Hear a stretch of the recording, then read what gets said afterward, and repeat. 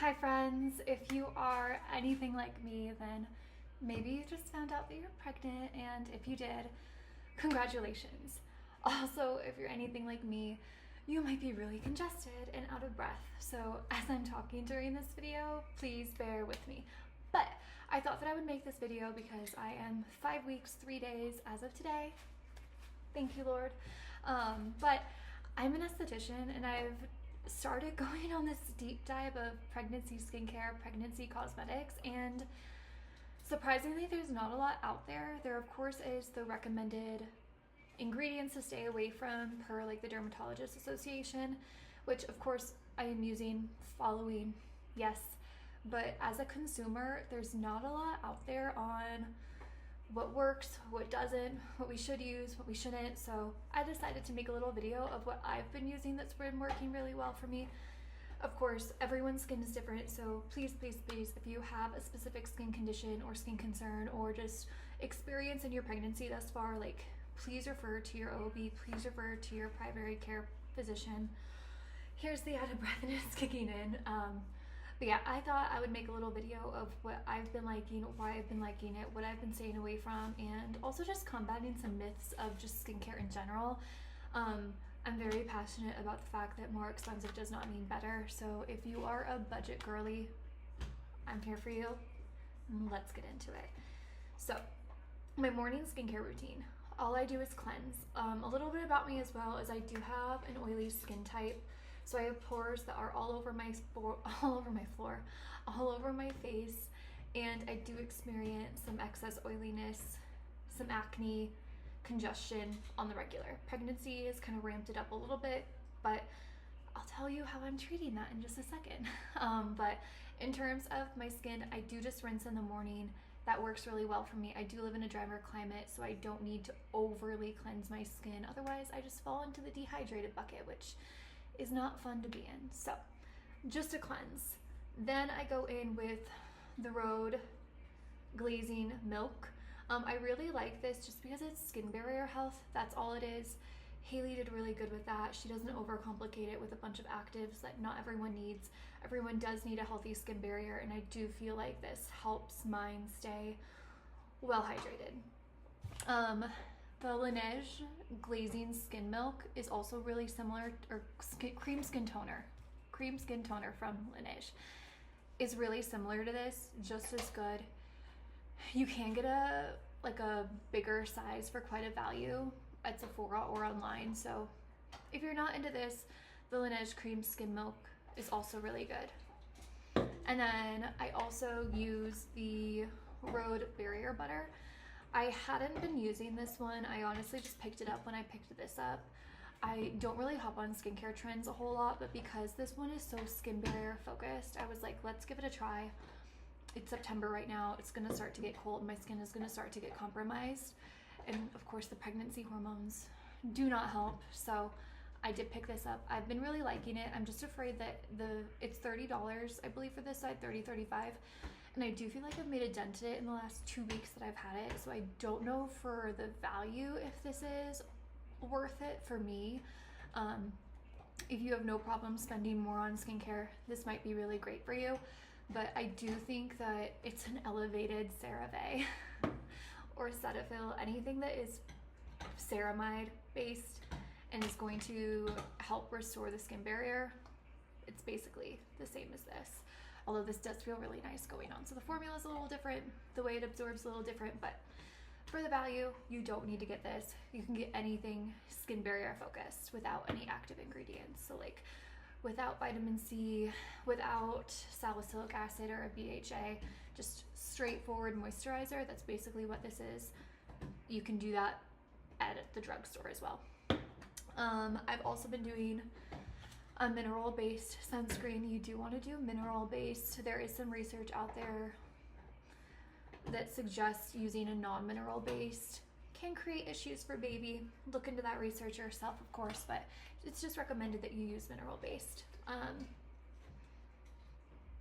Gotta stay hydrated.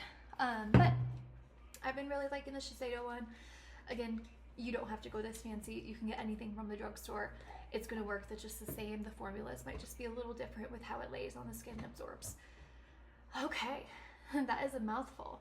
I basically do the same thing with my PM routine. I use the Rhode cream milk. Cream milk, is that even what it's called? Glazing milk. I'm mixing up this in the Laneige. However, what I do use first before the Rhode milk is I do a first swipe with these Cetaphil cleansing cloths. I know people are like, you're an esthetician. How are you using makeup wipes? How are you doing that to your skin? It's too abrasive. No, it's not. No, it's not. You just need to be gentle. It's no different than rubbing your skin with a towel, which, are you really supposed to do that too? But you just need to be smart. You need to know your skin. These work really well for me. The reason I use these is because I had been using the Pharmacy Green Clean, another cleanser, and like a treatment cleanser. So 3 cleansers in the shower to remove my makeup, and when I would wipe, I would still see makeup residue. Using these, or even using a micellar water in a cotton round, is the only thing that makes me feel like I actually got all my makeup off. So just be gentle. These also don't have a like makeup remover solution. It's really just like a gentle cleanser. So it's not as harsh as makeup wipes. Just don't drag on the skin, just like lightly buff. But to each their own, but they don't actually harm your skin unless you're being really, really, really abrasive with them. So there's a little myth debunked right there, but I do really like these.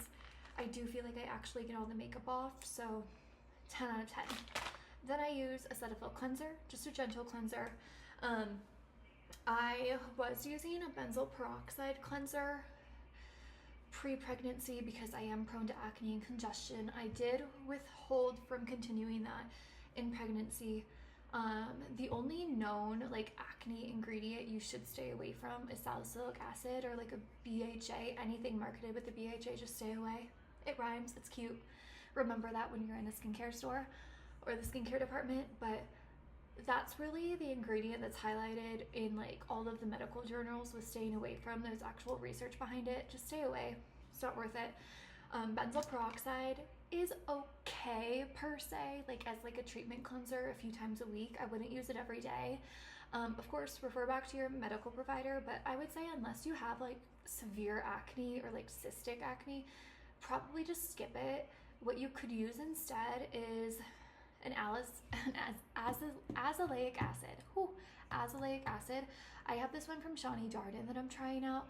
I do really like it. It has aloe vera in it as well, so it's calming on the skin. So if you are prone to some redness or some irritation from your acne or congestion, this will help soothe that as well. The Ordinary also has an azelaic acid. I think it's like $13, so it's a little bit more budget friendly than this one, which is probably like anywhere from $55 to $70. I'd have to look, but it's in that ballpark. So the Ordinary azelaic acid is supposed to work really well, and from my experience selling that product, it's really popular. It was sold out for a while this summer, and a lot of people came in on the hunt for it. So it works really well based off of my conversations with people. I am going to give it a try when I run out of this one. I just already had this one in my back stock, so I decided just to give it a go. But I am going to try the Ordinary one. I'll let you know how it is once I get around to using that. But I do use this after cleansing, and then I go in with the Rhode. I do this one first because it's an active. It does absorb really nicely into the skin. You only need one pump. It thins out really well. So I let that sit on for like 2 to 3 minutes. Then I do go in with this, and then I follow up with the Rhode moisturizer, and that's it. I don't use an eye cream. Personally, I'm 27. I'm gonna turn 28 in 2 months. Other than just like dark circles, I have normal fine lines that you have at my age. I've never done Botox. I've never done filler. I've never done anything like that. I don't think I'm ever going to. That's just not my cup of tea. But I also don't think that it's necessary to use an eye cream at my age. My opinion might change on that. I've used eye creams in the past like this. For the past 6 months, I haven't. I don't think I've really noticed a difference between not using one and using one. So as long as you take your moisturizer up to under your under eyes, you're fine. I think that eye creams, to be honest, are just a money grab. Unless you really, really, truly love one and you feel like it does make a difference for you, then you know what, you go for it. It's your money at the end of the day. But for me, I don't think it's necessary. I don't think it's necessary for most people, at least at my age. Everyone might feel a little different, but I do opt out of an eye cream. I just take this up under my under eyes. When I do wear concealer or do take my foundation under my under eyes, I don't notice it creping. I don't notice it dry. I don't notice it having any like signs of dehydration. So I don't think there's actually a difference for my skin, at least, using one or not using one. Everyone's different, but that is why there is not an eye cream in my routine, because I don't use one. I just recommend take your moisturizer under your under eyes. If you need to use like a little dab separately to tap under there, it's the same thing. So that's some hot tea for you. There are some brands who make eye creams specifically for the under eyes and the eyelids. I think those are maybe worth investing in if you really want to go for an eye cream. Like I know Skin Fix makes one that's really nicely. Shani Darden also does. But if it's not specifically meant for the eyelids, it's basically just the same as a moisturizer for the most part. But to each their own. That's my skincare routine right now as a newly pregnant woman. Just some fun facts with skincare as well, because I've been doing some additional skincare like classes and research to familiarize myself with like the pregnancy side of things. And obviously when you're pregnant, you have to focus on your nutrition, you have to focus on your prenatals, you're eating nutrient-rich foods, and there's actually a lot of food-based evidence on how consuming specific foods and nutrients can actually benefit your skin more than topical. And just some like very brief fun facts. I'll make a separate video on this as I continue my research. But if you have dark circles, I don't know how many people I talk to at work that have dark circles. They want to get an eye cream to address their dark circles. Of course, I can help you find one that's like vitamin C based, green tea based, niacinamide even kind of, but vitamin C and green tea I would say are the top two other than retinol. Vitamin K, actually, potassium. If you have dark circles, you probably need more potassium, and I've been consuming bananas like no joke since I've been pregnant, and I can tell you there has been a difference in my dark circles. Like I don't really try to cover them. I really am just like trying to accept my skin and my face as it is. Like I don't want to put on cakes and cakes of makeup to cover. That's not me personally. I think skin just needs to skin. Everyone's different, but I don't go out of my way to cover my dark circles. And of course I do have some foundation over top of my under eyes right now, but there has been a difference in my consumption of bananas, which are rich in potassium. There has been a difference in the intensity of my dark circles. Like there are some days, especially pre-pregnancy, pre my banana phase, where it looked like I got punched in the eyes. I have a genetic disposition for incredibly dark circles. And I do think that there has been improvement since I bumped up my potassium intake. So, with that being said, consuming more potassium-rich foods could help you combat some of that darkness in your under eyes. Try it for yourself. Make sure that you need more potassium. Maybe consult with your doctor. You don't want to overdo it. I knew that I could use some more potassium in my diet, so I proceeded with eating more potassium. Everyone's a little different, so of course consult with your doctor, especially if you're going to prenatal appointments or doing blood work anyways. Maybe they can just take a look at where your vitamins are at, so you're not overdoing anything. But if there's room to consume more potassium, give it a go and see if you notice a difference in your dark circles. Because let me tell you, a banana a day is a lot cheaper, and if it's more effective than a 60+ eye cream, you should give it a go. But that's just a little fun fact I have. I have a lot more fun facts on like food and skincare and like topical versus ingesting, and it's actually really insightful. I'll try to do another video on it as I'm deepening my understanding. I'm trying to learn more about the pregnancy niche now that I am pregnant. But yeah, that is my AM and PM skincare routine. The only active I'm using is azelaic acid. It's been proven to be safe in skincare for pregnant women. It's been proven to help acne, congestion. So if that is something that you are encountering, especially because the hormones are hormoning right now, give an azelaic acid a go. If you do have any concerns, please consult with your OB or your primary care provider, dermatologist, esthetician, whoever you have in your life that can give you sound medical advice. But this is one to potentially swap out if you are still using a salicylic acid or a benzoyl peroxide. Yay! Okay, that is my current skincare routine.